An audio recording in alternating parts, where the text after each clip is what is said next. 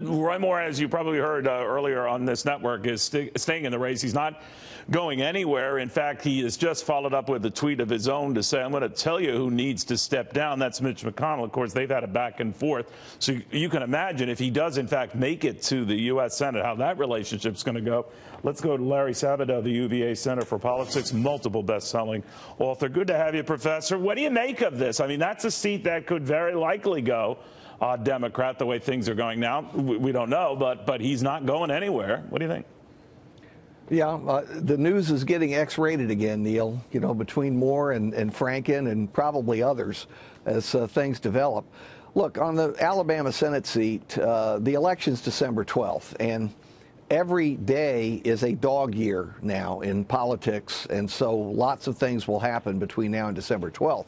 But clearly, this ought to be a slam dunk for any Republican in Alabama. It's not. I don't know what the final numbers will turn out to be, but this is more competitive than an Alabama race should be. So is there any way to get Moore off the ballot? No, apparently there is no way to do it. In fact, the more they do it, or the more they try it, right? I mean, it looks like they're trying to take this out of the hands of the Alabama voters. So maybe they'll just have to roll the dice on this, see how it goes, and you know, hope springs eternal for them, I'm sure. The Democratic candidate very, very much concerned about any interference here. Ultimately, what do you think happens?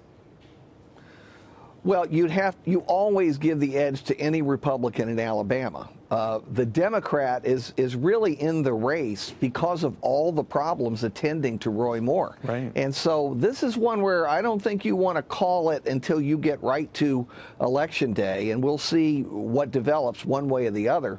There are loads of theories out there. Voters, though? I'm sorry. Would it tick off Alabama voters to say, all right, we might have, you know, Senator Strange, you know, step down, force an election?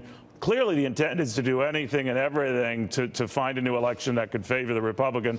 I can't blame them for that, but ultimately, it looks bad, doesn't it? I mean, to force an issue here and change election timetables, candidates, et cetera. Yeah, Alabama voters have made it pretty clear that they're not very pro-establishment.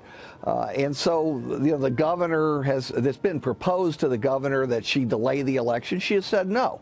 It's been proposed that Senator Strange, the interim incumbent, resign, triggering a new special election or potentially a delayed special election. That's not going to happen. So a lot of these things just won't work. And in the end, probably it's going to come down to Moore and Jones right on the ballot as we see it today. Professor, thank you very, very much.